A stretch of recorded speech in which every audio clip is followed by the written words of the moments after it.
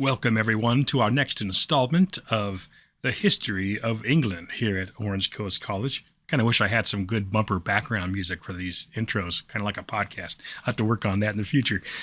You see on the title of this slide, The Battle of Hastings, 1066.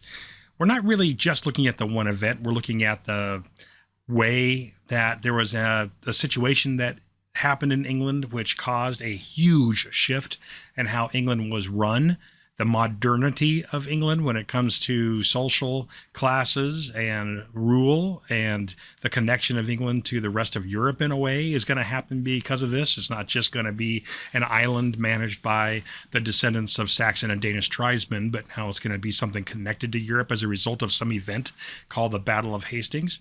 You see on the picture on the bottom there, perhaps, there's a little caption. It's this very kind of Roman epic style image from the Renaissance era depicting this event, and none of it's right. I mean, nobody wore clothes like that, and ships didn't look like that at the time, and so on and so forth. But regardless of it, the romanticizing of history, you see on the bottom, Duke William in his galley and accompanied by his fleet crosses to England. So obviously there's some guy named Duke William, and there's some invasion that happens, and we know a good deal about this because, as it turns out, whoever this Duke William fellow was, he was really big into his own PR. And he could read, he could write. He really made a lot of records of everything he did, built a lot. The original Tower of London was built by him as part of fortifying his position after he moved into England. And, well, gosh, let's just jump in and start talking about this because this is, holy cow, a major event in English history. So we've already talked about this in the last lecture. We talked about the different kind of tribes of groups that came into England from parts of Europe, including the Angles and Jutes and Saxons, right? We talked about all this happening. These same tribal groups were also invading other parts of coastal Europe. So they didn't just go into England, they also went into other regions. Okay, so I'll go back to that last slide in a second.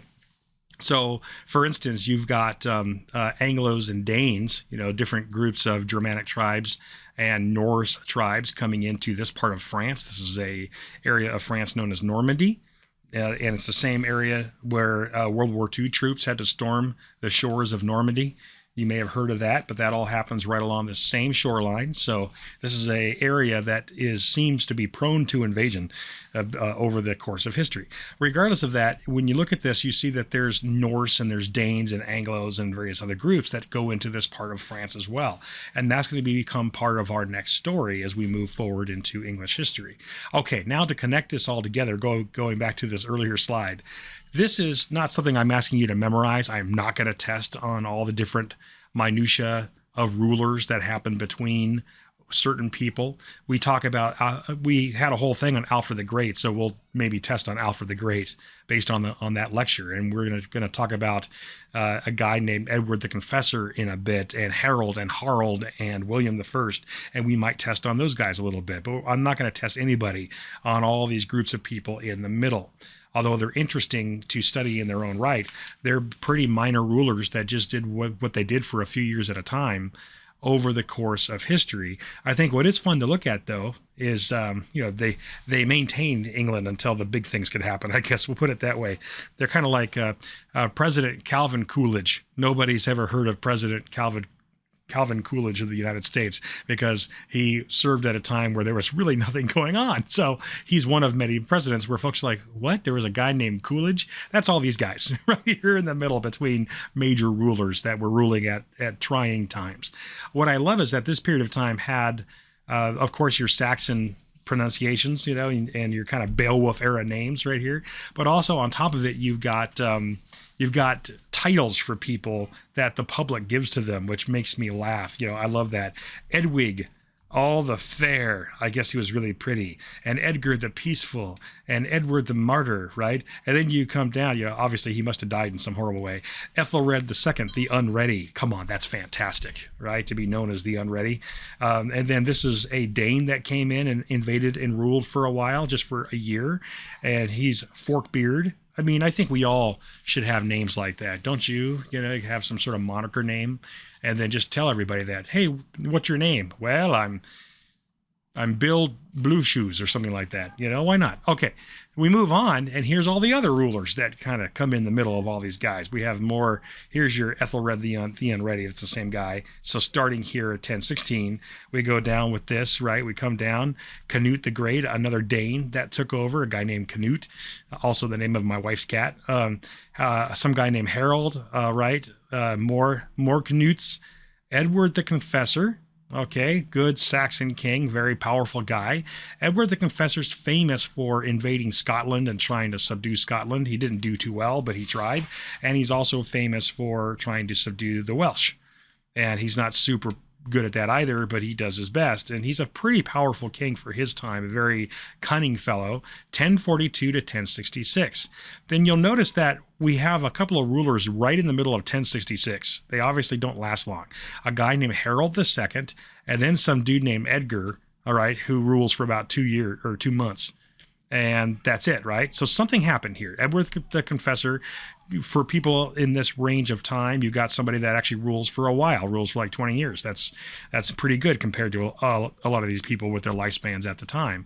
Harold II was the son of Edward the Confessor, so he rules for a couple of months, and then this Edgar guy rules for a couple of months, and then we get this dude, William the First, and look how long he rules for. William the First. Who in tarnation? You notice that there's no Williams in this entire timeline of kings. The English Saxons never picked people named William. They didn't have that name in their lexicon, nor did the Danes. So the Danes who had invaded England and the Saxons and the Angles, none of them named William. And then this guy just shows up out of the middle of nowhere named William the First. So what's the deal with this guy? And he comes in 1066, the same time, the same year that Edward the Confessor dies, same year that Harold II, Edward the Confessor's son, takes over the rule of England, and then lasts only for a short while, same year that this little guy showed up for like 2 seconds. So what the heck happened? And that's what our story is today. So we were talking about this earlier, how the Danes and the Saxons and others, the Norse, invaded France as well as invading England during their time of Vikingness. Well, that takes us to this little image. Here's Normandy, that famous Normandy, which is a very close, as far as sailing goes, sail to England. It's a little bit like going from Long Beach to Catalina Island. It's within visual range on a really, really, really clear day if you're up on a hill on either side. Okay, it's one of those things. And so here we go, Normandy in England. And in this place called Normandy, there is a duke. And I need to explain what a duke is, okay? Because that may not be something you're used to. A duke is a local ruler who's so powerful that he's almost a king. There's this place called France. It's no longer the kingdom of the Germanic Franks. It's now evolved into France, Christian France. And France, full of French-speaking people of all kinds, ruled right here from Paris like it has been for so long. And there is a king here, a king of France, right? But there's also a few duchies. And a duchy, and this is true all the way up through until World War I, there were duchies even that long. A duchy is basically part of a country that is so powerful it sort of runs itself and doesn't really do a whole lot as far as having to pay taxes to the king or anything. It's so powerful that the king doesn't want to mess with it, but the king needs that alliance. So it's almost like a mini king of a country that's in your country, like a king of a mini country. So Normandy is one of several duchies on the coast of France. There were a bunch of these on the coast that the kings of France had not managed to fully take over yet. And so Normandy was a very Norse-Danish kind of kingdom very Norse-Danish kind of county or duchy because of its heritage, meaning being invaded sometime before, back in the 800s and 900s by a bunch of Danes and Anglos and also Norse. And so this whole region is very Scandinavian. And so because it's Scandinavian, it sort of has a different culture than the rest of inland France, which is more Germanic Frankish. So you've got here kind of a Norse, people, they all speak French, but they also speak Scandinavian languages usually. And they are basically part of France, but they kind of, they're powerful enough with their castles and their military to basically run themselves. Okay, so that's really what these guys are. Normandy is like a major county that's almost independent of the main country, but not entirely. That's the best I could really explain it. And we don't have a lot of those in England at the time. England was either, a fiercely independent fighting for its freedom Welsh, fiercely independent fighting for its freedom Scottish, or just the Briton Saxons that were living in what was England at the time. And that was kind of it. There were no like duchies, right? But if you go throughout the rest of Europe, there's all kinds of these like, there's kingdoms, and then there's these little duchies of powerful warlords that sort of cement their own reign and their own territory within a country. And that's really what Normandy is. So there's this guy in charge of Normandy when we get to the year 1066, and he had been for a while before that too. And his name is William. And he's going to be known as William the Great because he does some pretty important things. By the way, the word great in this sense doesn't necessarily mean good things, that somebody did good things, that they did great positive things. They just did great things, things of note that cause change for better or worse. Great doesn't always have to mean good. So there's this thing that happens where you've got a guy with a very advanced Norse French style military force. He's got chivalry, meaning he's got knights the way the French do, but he's also got foot soldiers the way the Norse do, and he's got castles and modern siege weapons. And this guy is Duke William of Normandy, and Duke William of Normandy also has a navy. And Duke William of Normandy is not afraid to use his navy because he's descended from a whole line of people that, use their navies to attack others, like the Vikings, the Danes and the Norse. And so Normandy is like a mini French-speaking Viking state.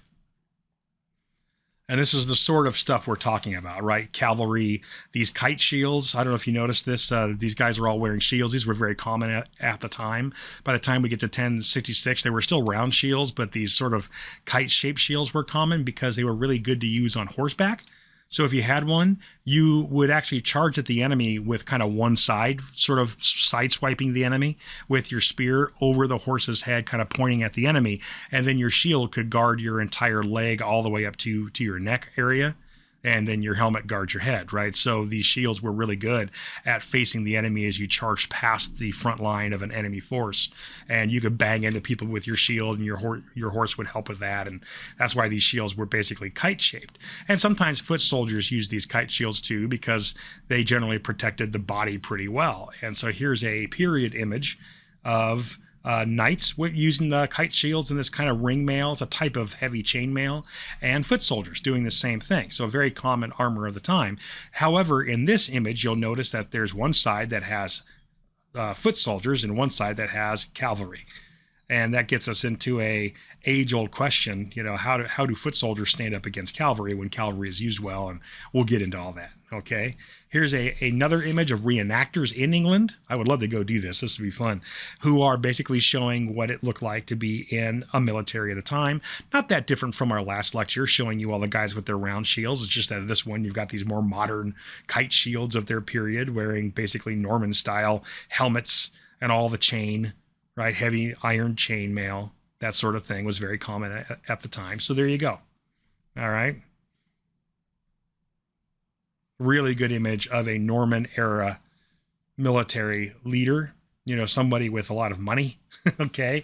Armor like this, handmade chainmail, along with the sword, along with the helmet, along with the shield, and along with the horse would cost you a fortune. And it was something you were expected to have if you were a noble in Normandy or in England or anywhere really in Western Europe. If you were a noble, you had to provide your own stuff. And this sort of thing would cost you in modern day terms somewhere between $40,000 and $80,000. Depends on how new it was and how quality it was and how decorated it might have been. So this is something where if you see somebody, you go back in time to 1000, and you see somebody wearing all this, you need to be very respectful of that person or just start running. Okay. All right. So what happened? Why was there this battle called the Battle of Hastings in 1066? How does somebody named Duke William of Normandy end up in England in charge of a army of cavalry, and foot soldiers attacking the King of England? What the heck happened? And so that's where the story gets really fun. So here we go. Edward the Confessor, who is still king in 1066, is going to die. He's been ruling for 20 years. He has no heir to the throne except that he basically has an adopted son named Harold. And here's a spelling of Harold. Take note of this spelling because there's another guy that enters the story also named Harold, but instead of an O, it's an A here. It's Harold, and I'll tell you about him later. All right, so there's William of Normandy in France, right?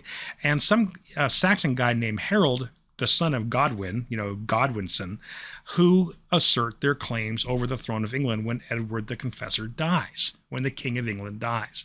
So why do both of these guys have a claim? Okay, that's the real question. How did the Duke or a Duke in France have a claim to the throne of England? What the heck was that about? And that's where the story, I think, gets really, really fun. So here's the story. The Prince of England, one of the several princes who is basically adopted by Edward the Confessor, who had no kids at the time of his death, is going to send some of these adopted kids that he had, one of them named Harold, abroad. And this was very common, to basically make a deal with a powerful ally, and you would trade sons, and those sons would learn things in your kingdom, and your sons would learn things in the other guy's kingdom. Okay, so like if you wanted your son to rule well and you were a king in England, you might want to send your son or whoever's part of your family that's going to have power one day to France, because France is right next to you, and maybe you build a alliance with some guy in France like William of Normandy, a very powerful man in France, and that person teaches your kid battle tactics that he might not have learned in England, and teaches your kid how to read and write in French, which makes him a more well-rounded leader, and that sort of thing. And then William I could have sent his son over to England to do the same thing, and Edward the Confessor's castles, right? It's one of those things where people are traded off to learn from each other, from other powerful houses, and that was very common. Okay, so William is going to have living in his castle in Normandy. He's going to have living with him a guy named Prince Harold, who was essentially, again, he's adopted, which is why we say that Edward the Confessor died with no direct heir. It's more of a adopted heir, which isn't the same. Okay, so Prince of England Harold is living with Duke William I as a child, and learning things like how to ride horses and cavalry combat and French and that sort of thing from William. And during that time, Harold, it is said, told William something. And here's the story. Late at night, a young, not actually bloodline Prince of England, Harold, just, the favorite of Edward, the actual current King of England, a very young Prince of England told Duke William, I don't really want to be a king. I've seen what it did to my father, and it's an awful job. It's bureaucracy and intrigue. I don't want to do any of that stuff. I just want to be a good, happy person and do these things, right? It's one of those deals. Now, this is a story being told to us by Duke William, not by Harold, all right? Duke William is saying, yeah, it was this neat moment where late at night we were hanging out after a long day of games and, combat training and all that, right? And we were drinking after dinner, and young Harold said, I don't want to be king. And I said, being William I, a accomplished ruler, I said I would be happy to help if he would like. I could totally move into England and kind of rule it with you if you want. That's no problem. I'm happy to do that. You don't have to take over when your adopted father dies. It's okay. And that's the story that William tells.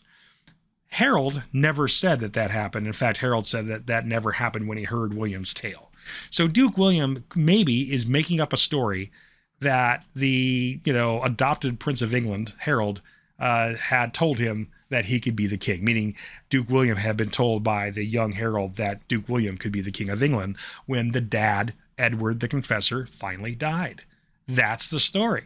So that's why Duke William actually has this really weird, not all that well cemented, nothing on paper claim to become the King of England. What's more likely, because we don't have any real records that doesn't come from William himself about this, what's more likely is that William made up the whole story and is just using it as an excuse to invade England when he felt like it was weak enough for him to take it.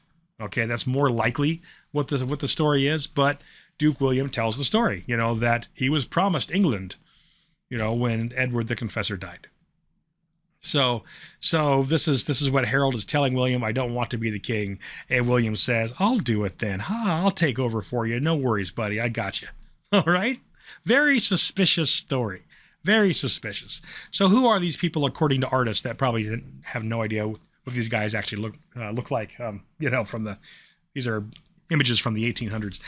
King Harold Godwinson. All right. Some kind of portrait of that guy in weird scale mail that I don't think was all that common at the time. William I, Duke of Normandy. And then this other random dude who I now get to introduce to you, named Harold Hardrada, a Viking Dane guy. Who the heck is Harold Hardrada, and why am I throwing him at you to confuse this story? Well, it goes real simple. Remember, Harold Godwinson is going to basically be the adopted son of the King of England, of Edward, and King Harold Godwinson is going to step up as king when his adopted father dies. William I is the Duke of Normandy, and he is telling a story that a much younger King Harold, or Prince Harold, had told him that he could rule. So William says, I'm really the King of England when Edward dies, not Harold. So that's the beef between these guys. Harold Hardrada is going to step in. Here's why, and this is freaking brilliant, you guys, and I'll show you a map of all this in a second, so hopefully it all makes more sense. There's this moment where William I knows that he's going to send a Navy task force of Normans into England to try to conquer it. When William I does this, when he tries to conquer England, he needs to find a way to have King Harold Godwinson, all right, the latest king of England, to be distracted, to be in the wrong place. Okay, to not know that William's coming. So what William does is he's playing a big chess game here, all right? He's going to talk to a distantly related cousin up in Denmark. He's going to talk to, or in Norway, excuse me. And he's going to talk to Harold Hardrada, or Hardrada, excuse me, of Norway, Viking, Dane, Norse. And he's going to say, hey, buddy, I'm going to invade England, and I'm going to take the southern part of England. Would you like the northern part? That's like the major city of York and the surrounding counties. You can have that part, and I'll take the southern part. What do you think? And Harold Hardrada says, well, that sounds great. And so Harold Hardrada is going to send in a Viking army into the northern part of England, which is going to distract King Harold, who doesn't know that William's coming. While King Harold's armies are up in the north is when William lands his military in the southern part of England. Let me give you the map here in a second. Let me just show you the difference. Here's what Normans, the Normans from Normandy, France, here's what they're going to land on a bunch of ships, hundreds of ships, all right? 7,500 foot troops, actual armored foot troops, 3,600 knights, armored knights on horseback. Okay, these are nobles of Normandy. 1,000 archers, which gives the Normans a whole lot of artillery. Okay, now the English, they have 600 fjord, which are basically peasants. Okay, they're farmers who can only be hired to fight for 40 days, for like a month. Because if they don't go back after 40 days, then their farms will fail and the English will starve. Okay, so you can't use these 6,000 guys for long, about a month. So a 40-day militia, and they're mostly going to be used farming tools. All right, just farming tools. That's what the English have. They have 1,200 housecarls, which are basically nobles. Okay, Saxon nobles, landowners. So 1,200 landowners, a few archers maybe, no cavalry. The English never really developed cavalry at the time. So you can see that there's an army here that's far more advanced than the army the English can put into the field, because the English are still fighting the way that they did 100 years before. The difference, of course, is that the English are going to be fighting for their very homeland. And they're very, hardcore fighters. Even if these guys are peasants, they're not going to just, bend over. They're going to really fight. So they're fighting for their own culture, their own land, which always means that they're going to fight hard. Okay, so what's going to happen? Here's the story I was just telling you about. Here's Harold Hardrada, a Norwegian Viking, with Danish roots. He's going to be sailing from Norway at the invitation of Duke William of Normandy. And he's going to sail from Norway to York and attack York. Meanwhile, there we go. I was just trying to get to that arrow right there. Meanwhile, This guy here, all right, Harold Godwinson, the King of England after Edward dies in early 1066, is going to have to take his army from London and attack and drive off the Viking invaders. And he does. Harold wins. He actually defeats good old Hardrada and drives him out at a place called Stirling Bridge. So the English win against the Viking invasion. However, while the English are up here resting after they have just fought this big battle, what's going to happen is William is going to send in his 10,000 men, all right, to land right here and set up a camp. He's going to have days and days because Godwinson, Harold Godwinson, King of England, for a few moments, is way up here camping out, recovering from a battle. He now has to march 4 straight days once he hears about William's landing, 4 straight days with his army, and they're going to be super tired when they arrive right here at Hastings and fight against an advanced force who is now settled, well supplied. They've already built themselves a home fortress and they are ready to go. Okay, so this was a bit of bait and switch organized by William of Normandy. It was quite brilliant, all right, where this guy was a pawn, unbeknownst to him, a Game of Thrones style pawn, and this guy was basically maneuvered. He was outmaneuvered by William, who caused his army to be in the wrong place at the wrong time. Okay? And so poor King Harold of England is going to have to march his guys all the way down here, 4 days. Oh, grueling march. All right. So the Normans, here's where they're coming from. All right. The Normans right here in Normandy, crossing the channel, setting up a camp, and then they basically start raiding a bunch of territory here because the English army is way up at York, way up in the north of England. So they are raiding this territory for their supplies. All right. And to knock out any troops that are down here. And then they set up at Hastings for a battle. Okay. That's October 13th when the Battle of Hastings happens. Or actually, I'm sorry, October 14th, the next day. Okay, there's the background. There's the intro. I hope that made sense. All right, there's 2 main guys involved, and then there's that third dude that comes in, Harold Hardrada, who's this Viking guy who's going to show up and then leave after he's distracted the English. All right, Battle of Hastings, October 14th, 1066. On one side, you've got these forces here, which are made up of a bunch of different French allies and Normans, and they've got archers, and they've got cavalry, and they've got armored foot troops with swords, not with plows, okay? And then over here, you have most of these guys who are basically farmers with some actual troops, with about 1,200 actual troops, okay? Oh, this is going to be a rough battle. Now, amazingly, Harold of England is able to get himself onto a hill, which means that the Normans have to go up the hill, up this steep hill to get to the English. And that means that the English standing in their shield walls are going to actually do a pretty good job holding off the Normans for quite a while, to the point where Duke William gets frustrated. He's getting worried that he's not going to be able to beat the strong shield walls of the Saxon English. But then some stuff is going to happen. How do we know about this battle? Well, it does come from the Norman standpoint, the Bayeux Tapestry. There's this huge propaganda tapestry that is ordered to be made by Duke William after this battle happens. And Duke William, again, it's this giant PR thing. It still exists. This tapestry is in a museum in Bayeux, France. It's beautiful, although it sometimes moves around. 230 feet long in all these separate little sections. And you can go, I think you could actually go online now and actually see the entire thing. It's beautiful. But I've got here, there's this group of academics that put together a animated tapestry to kind of show you the main points of it. And I'm going to narrate that for you as a video of the battle, kind of how it happened right now.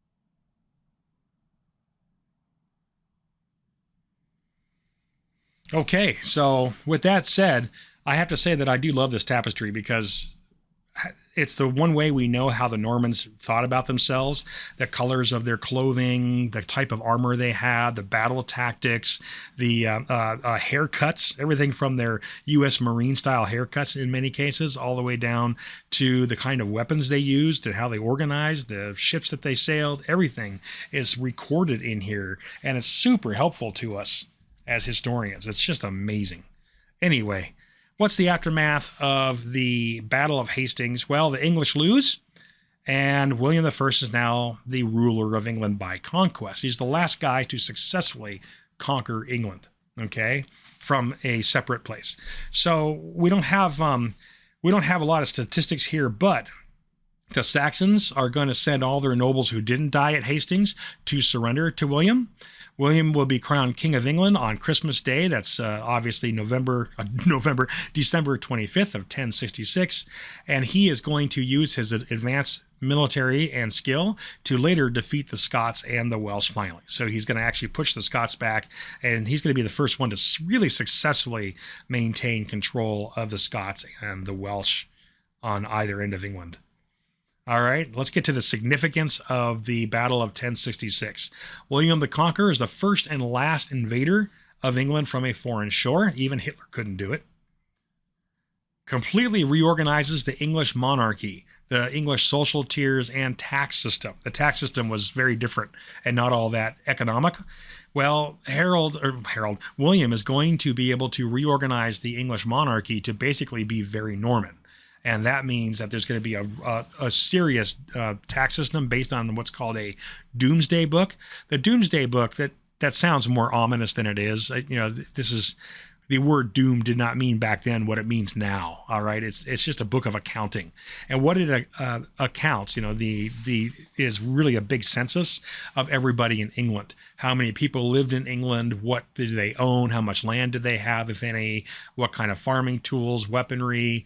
How much money they had? What were they worth? The whole thing, so that they could all be basically managed and taxed and the whole bit as efficiently as possible based on everything about them. And that's really what William does is he reorganizes England. A couple things about this, knowing that Normans are now in charge of England.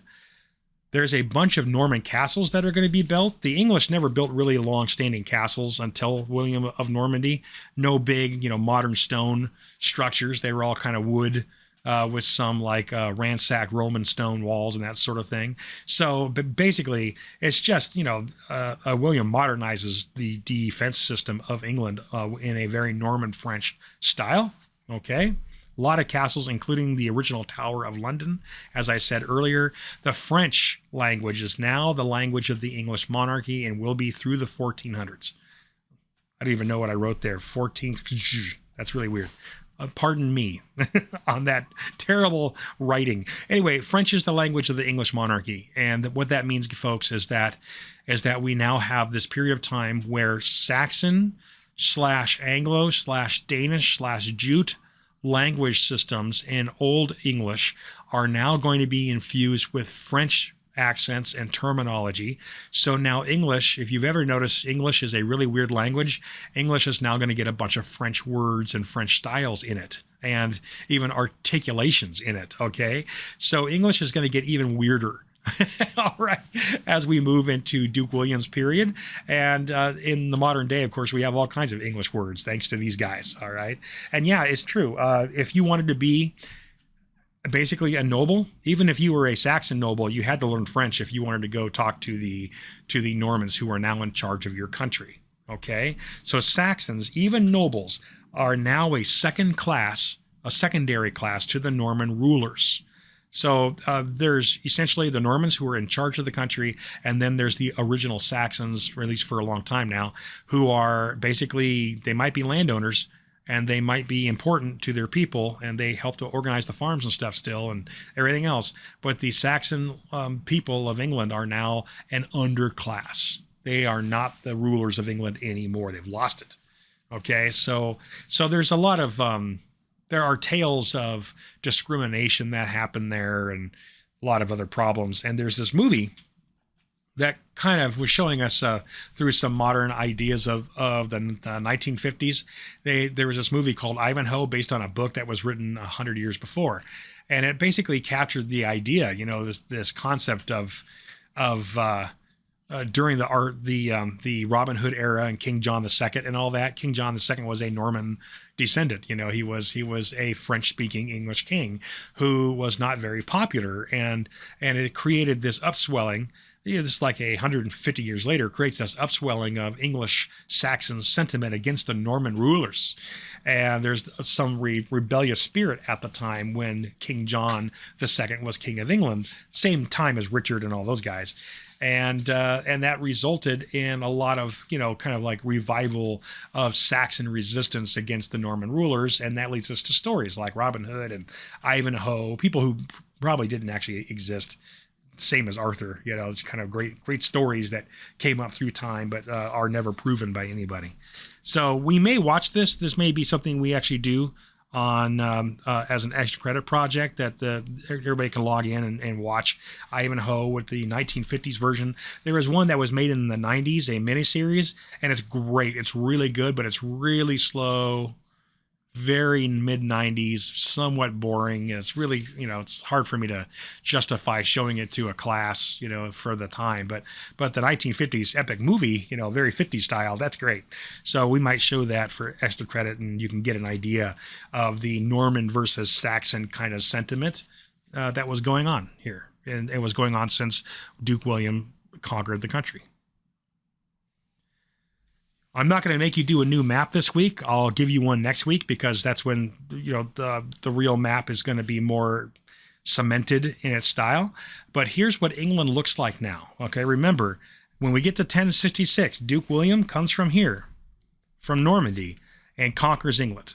Okay, when he does this, the map of England is now England and Normandy. So England is now across the channel, and the ruler of England, which is Duke William and later his kids, right, are going to be in charge of this part and this part. From this time on, all the way until the Joan of Arc period of the 1400s, okay, from 1066 to the 1450s, the English and the French are going to be fighting over what lands in France the English actually continue to hold on to. And again, these are Norman English, all right, the new conquerors of England, the Norman rulers of England. And so that's the new map, all right, a little bit of France and England right there. Boom. Okay, well, that's it. That's the story. I hope that it wasn't too crazy or boring, and enjoy the rest of the challenges for the week. I appreciate you guys.